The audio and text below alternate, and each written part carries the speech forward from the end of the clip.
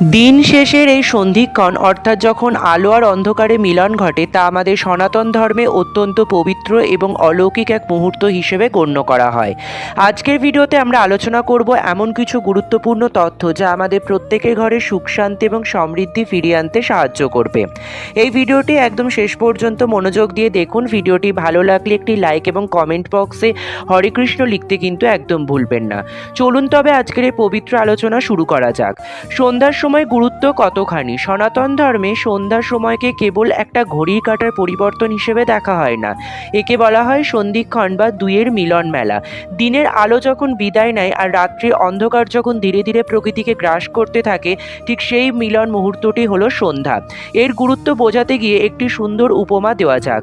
ধরুন একটি বহমান নদী যখন সাগরের বুকে গিয়ে মেশে, সে মোহনাটি যেমন শান্ত, গভীর এবং অলৌকিক এক অনুভূতি সৃষ্টি করে, ঠিক তেমনই কর্মমুখর দিনের শেষে রাত্রির শান্ত চাদরে আশ্রয় নেওয়ার এই মোহনাটি হলো সন্ধ্যা। শাস্ত্রমতে এই সময় প্রকৃতি এক অদ্ভুত শান্ত ও সাত্ত্বিক রূপ ধারণ করে। যেমন মোবাইল রিচার্জ শেষ হয়ে গেলে সেটা অচল হয়ে পড়ে, তাকে আবার চার্জে বসাতে হয়, ঠিক তেমনই সারাদিনের সংসারে কোলাহল, খাটুনি আর মানসিক ক্লান্তির পর আমাদের আত্মাকে আবার ঐশ্বরিক শক্তিতে রিচার্জ করার পরম লগ্ন হলো এই সন্ধ্যা। এই সময় মহাবিশ্বে এক তীব্র ইতিবাচক শক্তির প্রবাহ ঘটে। বিশ্বাস করা হয় এই পবিত্র সময়ে স্বয়ং মা লক্ষ্মী এবং দেবতারা মর্তলোকে বিচরণ করেন আশীর্বাদ হাত পেতে দেওয়ার জন্য। যে বাড়ি এই সময় শান্ত, পবিত্র এবং ঈশ্বর স্মরণে মগ্ন থাকে, মা লক্ষ্মী সেখানে স্থায়ীভাবে স্থিতি লাভ করে।